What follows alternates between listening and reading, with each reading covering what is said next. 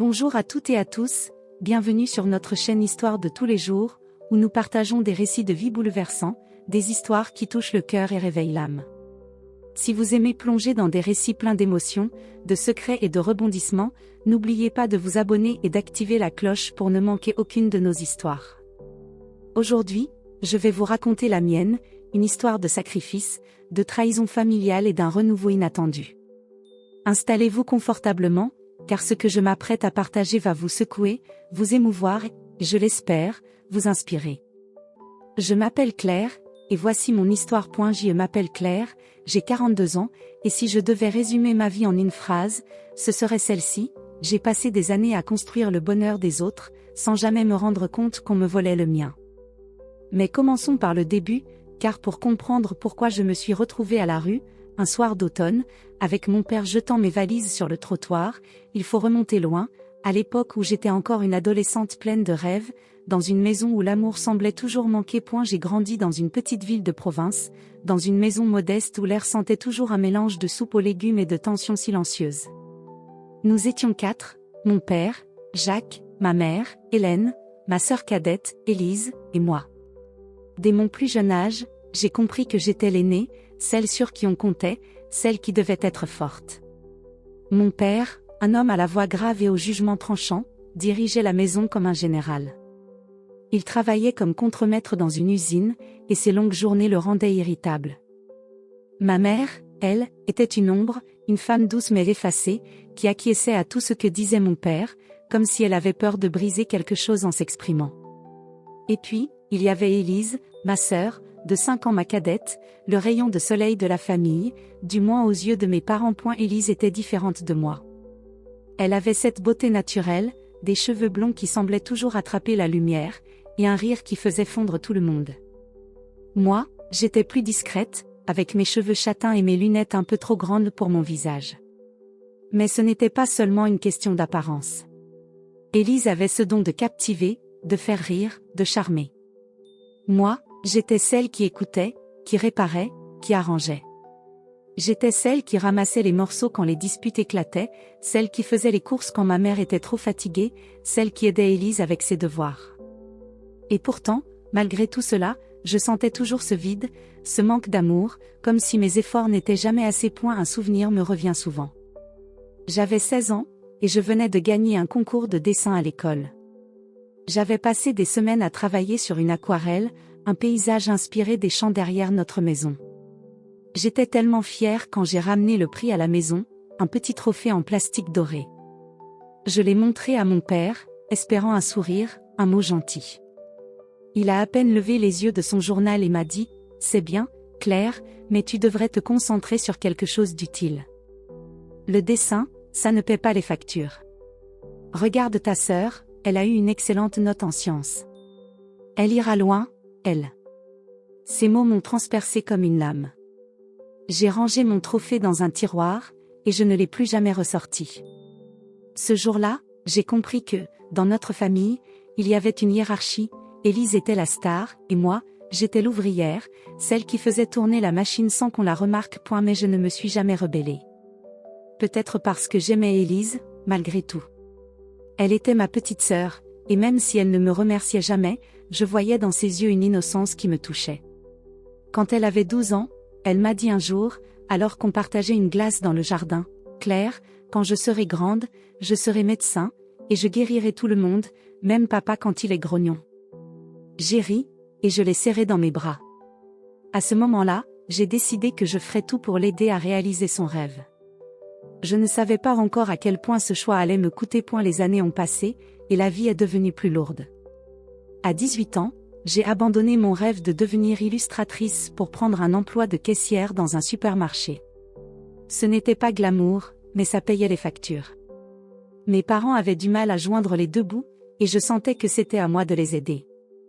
Mon père ne me l'a jamais demandé directement, mais ses silences étaient éloquents. Chaque mois, je donnais une partie de mon salaire pour les dépenses de la maison, et quand Élise a été acceptée en école de médecine, c'est moi qui ai pris en charge ses frais universitaires. Je me souviens d'une conversation avec ma mère, un soir où j'étais épuisée après un double service. « Claire, tu sais, Élise a besoin de cette chance. Elle est tellement brillante. tu fais ça pour la famille. J'ai hoché la tête, ravalant ma fatigue. Oui, maman, je sais. Mais au fond de moi, une petite voix murmurait, et moi, alors? Quand est-ce que quelqu'un fera quelque chose pour moi? Je travaillais sans relâche, enchaînant les heures supplémentaires pour payer les manuels d'Élise, ses frais d'inscription, et même ses vêtements pour qu'elle soit présentable à l'université. Pendant ce temps, Élise vivait sa vie d'étudiante, sortait avec ses amis, postait des photos sur les réseaux sociaux où elle rayonnait.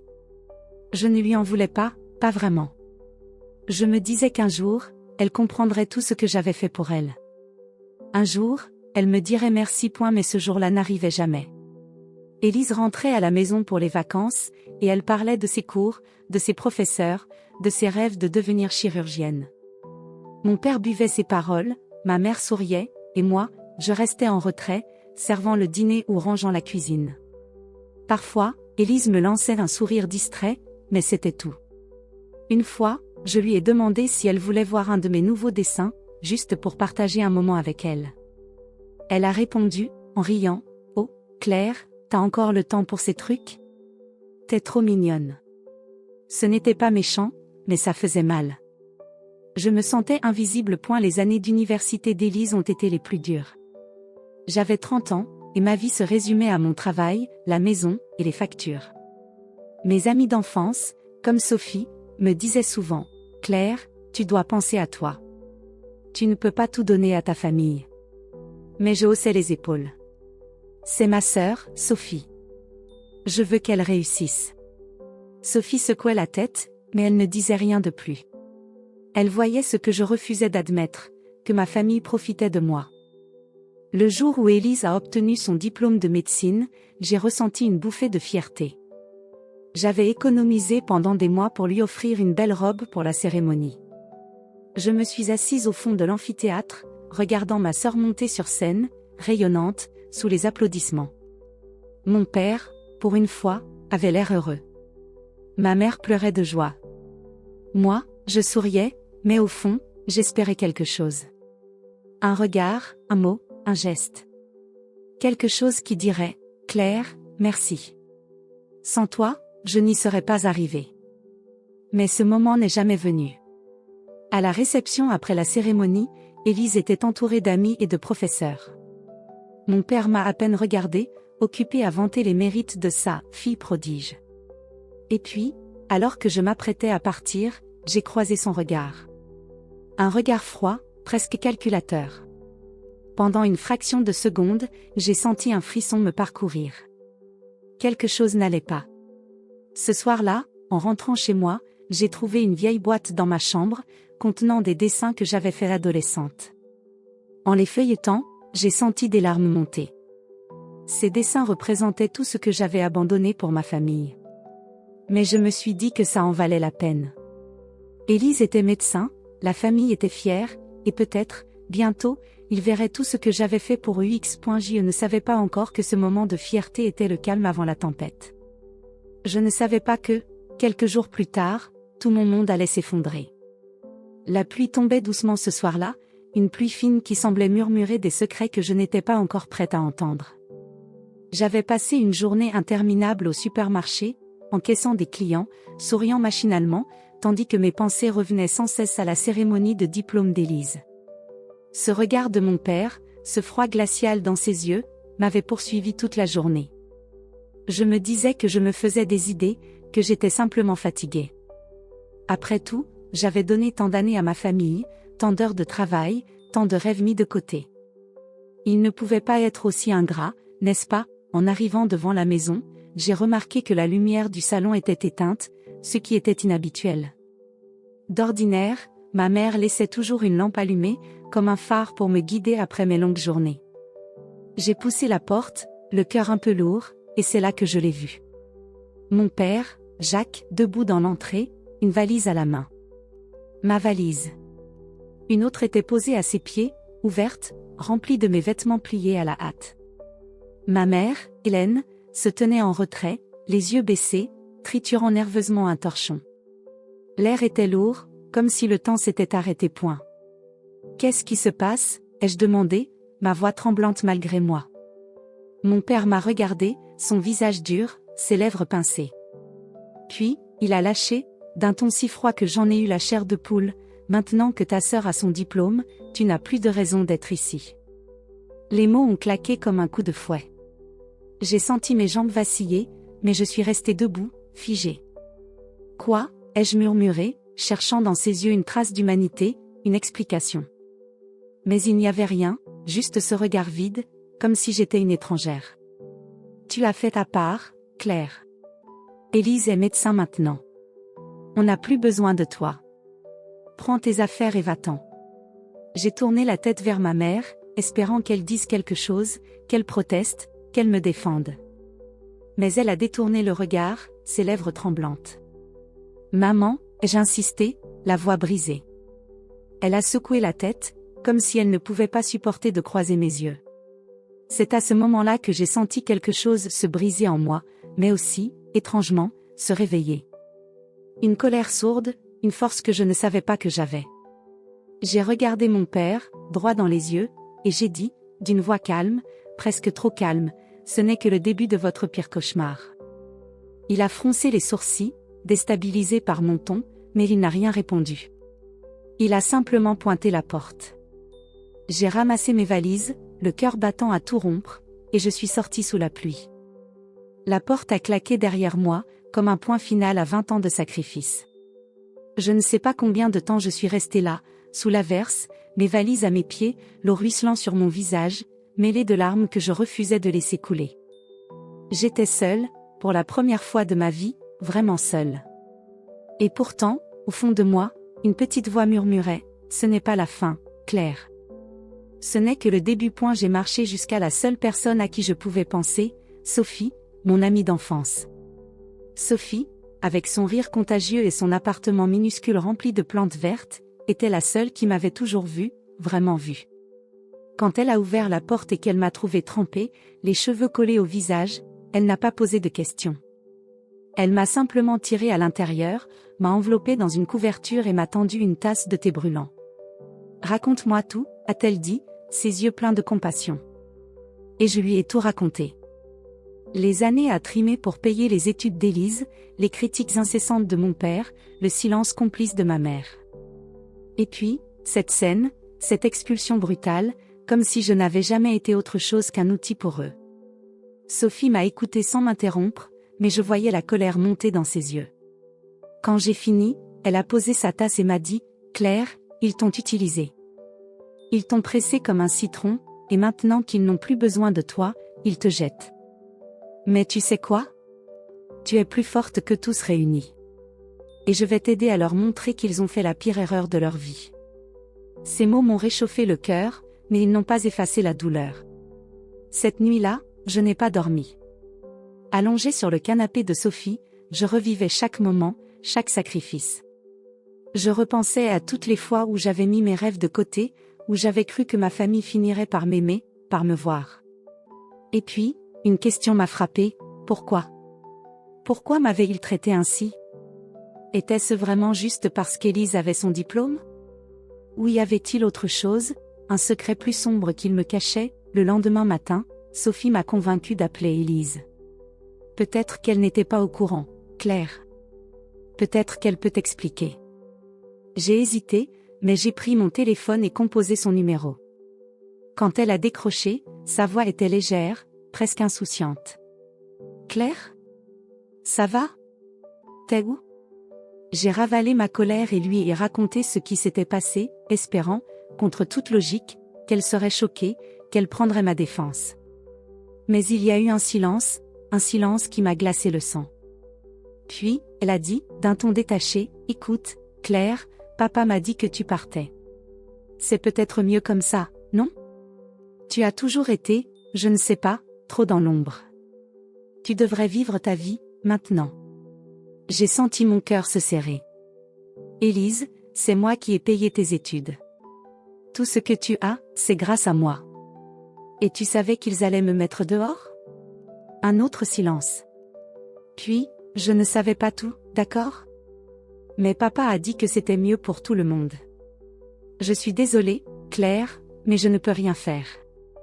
Elle a raccroché, et j'ai fixé le téléphone, incrédule. Ma sœur, celle pour qui j'avais tout sacrifié, venait de me tourner le dos. Les jours qui ont suivi ont été un brouillard. Sophie m'a hébergée, refusant que je me sente comme un fardeau. Tu restes ici aussi longtemps qu'il le faut, m'a-t-elle dit, et je lui en étais infiniment reconnaissante. Mais je ne pouvais pas m'empêcher de ressasser. Pourquoi mon père avait-il agi ainsi? Pourquoi ma mère n'avait-elle rien dit? Et Élise, comment pouvait-elle être si ingrate? Un soir, en triant mes affaires dans l'une des valises, j'ai trouvé une boîte que je n'avais pas ouverte depuis des années. C'était un vieux coffret en bois, un cadeau de ma grand-mère, Louise, décédée quand j'avais 20 ans. À l'intérieur, il y avait des lettres, des photos, et un carnet relié en cuir. Je l'ai ouvert, et mon cœur s'est arrêté. Les premières pages étaient remplies de l'écriture élégante de ma grand-mère, racontant des souvenirs de sa vie, de sa maison de campagne, de ses rêves pour moi. Claire, ma douce, toi qui portes le poids du monde sur tes épaules, n'oublie jamais que tu es digne d'amour. Un jour, tu trouveras ta place, et personne ne pourra te l'enlever. Ces mots m'ont fait pleurer, mais ils m'ont aussi donné de l'espoir. En feuilletant le carnet, j'ai trouvé une note étrange, à moitié effacée, mentionnant une propriété, une maison que ma grand-mère voulait me léguer. Mon cœur s'est mis à battre plus vite. Une maison? Pourquoi personne ne m'en avait jamais parlé? Et pourquoi cette page était-elle à moitié déchirée, comme si quelqu'un avait voulu cacher quelque chose? J'ai montré le carnet à Sophie, qui a froncé les sourcils. Claire, ça sent le coup fourré.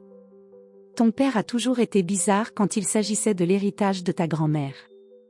Tu crois qu'il t'a caché quelque chose? Je n'avais pas de réponse, mais une certitude grandissait en moi, il y avait un secret, et j'allais le découvrir. Cette nuit-là, j'ai fait un rêve. J'étais dans une maison que je ne connaissais pas, entourée de champs dorés, et ma grand-mère était là, me souriant. Elle me tendait une clé et disait, « C'est à toi, Claire. Reprends ce qui t'appartient. » Quand je me suis réveillée, j'avais les larmes aux yeux, mais aussi une détermination nouvelle. Je ne savais pas encore ce que j'allais trouver, mais une chose était sûre, je n'allais pas laisser ma famille me détruire. J'allais me battre, pour moi, pour ma grand-mère, pour la vérité. Et si mon père pensait qu'il pouvait me jeter dehors sans conséquence, il allait bientôt découvrir à quel point il s'était trompé. Les jours qui ont suivi ma découverte du carnet de ma grand-mère ont été comme un tourbillon. Chaque matin, je me réveillais avec un mélange de colère et d'espoir, une flamme qui brûlait en moi, alimentée par les mots de Louise, « Reprends ce qui t'appartient ». Mais la réalité était bien plus cruelle que mes rêves. J'étais sans domicile, sans emploi stable, et avec une famille qui m'avait tourné le dos. Pourtant, ce carnet, avec ses pages jaunies et son écriture élégante, était comme une boussole, me guidant vers une vérité que je devais découvrir, coûte que coûte. Sophie, fidèle comme toujours, était devenue mon roc. Son petit appartement, avec ses murs couverts de photos et ses plantes débordant de vie, était mon refuge. Mais je savais que je ne pouvais pas rester là éternellement. Claire, tu dois agir, m'a-t-elle dit un matin, en posant une assiette de tartines devant moi. Ce carnet, c'est la clé. Si ta grand-mère t'a laissé une maison, c'est à toi de la réclamer. J'ai hoché la tête, mais au fond, j'étais terrifiée. Comment prouver que cette maison existait? Et si elle existait, pourquoi ma famille m'avait-elle caché son existence? J'ai repris le carnet, relisant chaque ligne, cherchant des indices.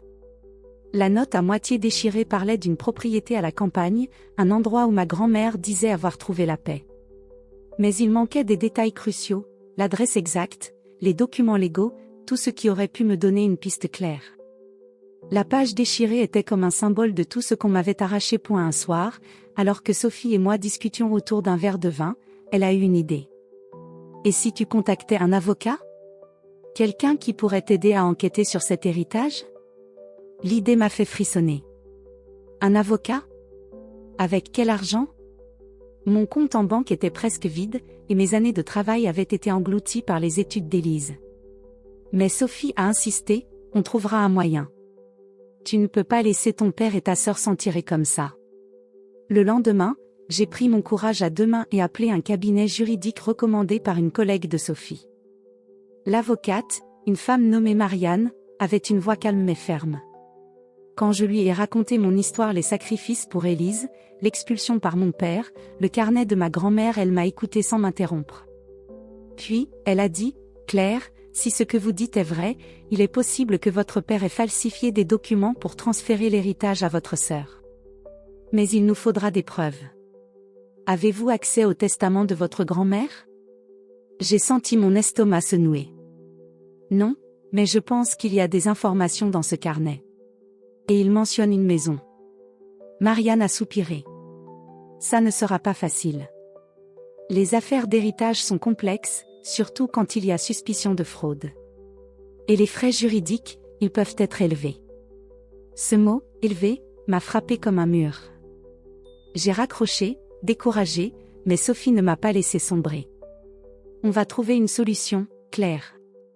Peut-être qu'il y a quelqu'un qui connaissait ta grand-mère, quelqu'un qui sait quelque chose. C'est alors que je me suis souvenu d'un nom mentionné dans le carnet, Monsieur Dubois, un notaire à la retraite qui avait été proche de ma grand-mère. Elle parlait de lui avec affection, comme d'un ami fidèle. Si quelqu'un savait quelque chose sur cet héritage, c'était lui. Mais le carnet ne donnait aucune adresse, seulement une vague mention d'un village, Saint-Loup, à 2 heures de route. J'ai décidé d'aller le trouver. Sophie m'a prêté de l'argent pour le trajet en train, et un matin gris, je suis partie, le carnet serré contre moi comme un talisman. Le voyage était étrange, presque irréel. En regardant les champs défiler par la fenêtre, je repensais à ma grand-mère, à son sourire doux, à ses histoires de la campagne. Elle avait toujours été la seule à me voir, à m'encourager à dessiner, à rêver. Pourquoi ne m'avait-elle jamais parlé de cette maison ? Était-ce parce qu'elle savait que mon père me la cacherait ? Arrivé à Saint-Loup, j'ai trouvé le village presque endormi, avec ses maisons en pierre et ses rues pavées. Après quelques questions aux habitants, j'ai localisé la maison de Monsieur Dubois, une petite bâtisse au bord d'un ruisseau. Mais quand j'ai frappé à la porte, une femme âgée, sa fille, m'a accueilli avec un regard méfiant. « Mon père est malade », a-t-elle dit. « Il ne reçoit plus de visiteurs. » J'ai insisté, expliquant que j'étais la petite fille de Louise, que c'était important. À contre-cœur, elle m'a laissé entrer. Monsieur Dubois était alité, le visage émacié, ses yeux voilés par l'âge. Mais quand j'ai mentionné le nom de ma grand-mère, son regard s'est éclairé. « Louise, une femme extraordinaire », a-t-il murmuré. Je lui ai parlé du carnet, de la maison, de mes soupçons. Il a hoché la tête, comme s'il comprenait, mais sa voix était faible. Il y avait un testament. Louise voulait tout te laisser, Claire. Mais ton père, il est venu après sa mort. Il a dit que c'était mieux pour la famille. Mon cœur s'est arrêté. Mieux pour la famille ? Qu'est-ce qu'il a fait ? Monsieur Dubois a toussé, épuisé. Il a pris les documents, il a dit que tu étais d'accord. Mais je savais que ce n'était pas juste. Avant qu'il puisse en dire plus, sa fille est revenue, me demandant de partir. Il est trop fatigué. Revenez une autre fois. J'ai voulu protester, mais elle m'a poussé dehors. En quittant la maison, j'avais l'impression d'être à 2 doigts de la vérité, mais toujours dans le brouillard. De retour chez Sophie, j'ai partagé ce que j'avais appris. Elle était furieuse. Ton père a falsifié le testament, Claire. Il t'a volé ce qui te revenait de droit. Mais sans preuve concrète, sans le testament original, je n'avais rien. Et puis, un autre obstacle s'est dressé. Mon père m'a appelé, sa voix dure à travers le téléphone. Claire, arrête de fouiller dans le passé. Si tu continues à poser des questions sur l'héritage, je te traînerai en justice. Tu n'as aucune chance. J'ai raccroché, tremblante. Comment savait-il que j'enquêtais ? Quelqu'un m'avait-il vu à Saint-Lô ? Les jours suivants, j'ai commencé à me sentir observée. En rentrant du travail, un emploi temporaire de serveuse que j'avais décroché grâce à Sophie, j'avais l'impression que quelqu'un me suivait.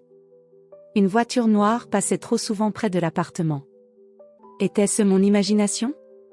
Ou mon père essayait-il de m'intimider ? Un soir, alors que j'étais seule chez Sophie, j'ai reçu un message d'Élise.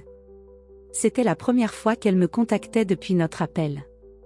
Le message était court, mais cinglant, « Laisse tomber, Claire. Tu ne fais que te ridiculiser. Tu n'as jamais été à la hauteur, et tu le sais. Ces mots m'ont brisé. Pas parce qu'ils étaient vrais, mais parce qu'ils venaient de ma sœur, celle pour qui j'avais tout donné. J'ai pleuré, longtemps, dans le silence de l'appartement. Mais au milieu de mes larmes, une pensée m'a frappée, Élise savait. Elle savait pour l'héritage, pour la maison, pour tout. Et elle avait choisi de se taire. Le lendemain, Sophie m'a trouvée effondrée sur le canapé. Elle m'a secouée, littéralement. Claire, arrête de te laisser faire. Tu es plus forte que ça. On va trouver ce testament, et on va leur montrer à tous qu'ils ont eu tort de te sous-estimer. Elle avait raison. Je ne pouvais pas abandonner. J'ai repris le carnet et remarqué un détail que je n'avais pas vu avant, une petite inscription, presque illisible, au dos de la couverture. Coffre 17, Banque de Saint-Loup. Mon cœur s'est mis à battre à tout rompre. Était-ce là que se trouvait le testament? Était-ce ma chance? J'ai décidé de retourner à Saint-Loup, mais cette fois, j'étais plus prudente. Je sentais que le danger grandissait, que ma famille ferait tout pour m'arrêter. En montant dans le train, j'ai serré le carnet contre moi, murmurant une prière silencieuse à ma grand-mère. Aide-moi, Louise. Aide-moi à trouver la vérité. Arrivée à Saint-Loup, je me suis rendue directement à la banque. Mais là, un autre obstacle m'attendait, le coffre était au nom de ma grand-mère, et sans document légal prouvant que j'étais son héritière, il refusait de me laisser y accéder.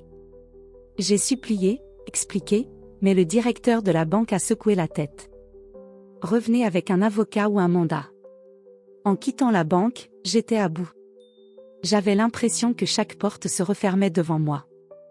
Mais alors que je marchais dans les rues du village, je suis tombée sur une vieille femme, une ancienne voisine de ma grand-mère. Elle m'a reconnue et m'a prise dans ses bras. « Claire, tu ressembles tellement à Louise », a-t-elle dit, les larmes aux yeux. Puis, elle a ajouté quelque chose qui m'a glacée, « Fais attention. Ton père est venu ici il y a des années, après la mort de Louise. Il était furieux, il parlait d'un coffre, d'un testament. Il n'était pas seul. Il y avait un homme avec lui, quelqu'un que je n'avais jamais vu. Un homme? Qui était-ce? Et pourquoi mon père avait-il été si déterminé à cacher cet héritage? En rentrant chez Sophie, j'avais plus de questions que de réponses, mais une chose était sûre, le mystère s'épaississait, et j'étais plus proche de la vérité que jamais. Le train qui me ramenait de Saint-Loup semblait avancer au ralenti, comme si le destin voulait me donner le temps de peser chaque décision. Le carnet de ma grand-mère, serré contre ma poitrine, était devenu plus qu'un simple objet, c'était une promesse, un lien avec celle qui m'avait toujours vue, même quand ma propre famille m'avait ignorée. Les mots de la vieille voisine résonnaient encore dans ma tête, ton père n'était pas seul. Il y avait un homme avec lui. Qui était cet homme? Et pourquoi mon père avait-il tout fait pour me priver de l'héritage de ma grand-mère? En arrivant chez Sophie, je me sentais à la fois épuisée et déterminée. Elle m'a accueillie avec un regard inquiet. Claire, tu as l'air d'un fantôme. Qu'est-ce qui s'est passé? Je lui ai tout raconté, le coffre à la banque, l'impossibilité d'y accéder sans preuve, et cette étrange mention d'un inconnu. Sophie a froncé les sourcils. Ton père cache quelque chose, et je parie qu'Élise est dans le coup. Il faut que tu ailles jusqu'au bout, Claire. Pour toi, pour Louise. Elle avait raison. Mais comment accéder au coffre? L'avocate, Marianne, m'avait prévenu que sans documents légaux, ce serait presque impossible. Pourtant, une idée germait en moi, une idée risquée, mais qui semblait être ma seule chance. Le carnet mentionnait une maison de campagne, celle que ma grand-mère voulait me léguer. Et si le testament était là-bas? Élise vivait maintenant dans une maison à la campagne, un endroit qu'elle avait acheté peu après son diplôme, selon ce que ma mère avait laissé entendre. Était-ce une coïncidence? Ou cette maison était-elle celle de ma grand-mère, volée par la fraude de mon père? Je n'avais pas d'autre choix, je devais m'y rendre. Sophie a tenté de me dissuader, craignant que je sois en danger. Claire, ton père t'a déjà menacé. Et cette voiture noire que tu as vue, tu ne trouves pas ça bizarre? Mais je ne pouvais plus reculer. Sophie, c'est ma dernière chance. Si je ne trouve pas la vérité maintenant, je ne la trouverai jamais. Le lendemain, j'ai pris un bus pour la campagne, un trajet d'1 heure jusqu'à une petite maison isolée entourée de champs dorés. En approchant, mon cœur s'est serré. Cette maison, elle ressemblait étrangement à celle que ma grand-mère décrivait dans son carnet, avec ses volets bleus et son vieux pommier dans la cour. C'était elle. J'en étais sûre. Il faisait nuit lorsque je suis arrivée. La maison était sombre, mais une lumière vacillait à l'étage. Élise était là. J'ai hésité, mes mains tremblantes. Entrer sans permission était illégal, mais je n'avais pas d'autre moyen. J'ai trouvé une fenêtre mal fermée à l'arrière, et le cœur battant, je me suis glissée à l'intérieur.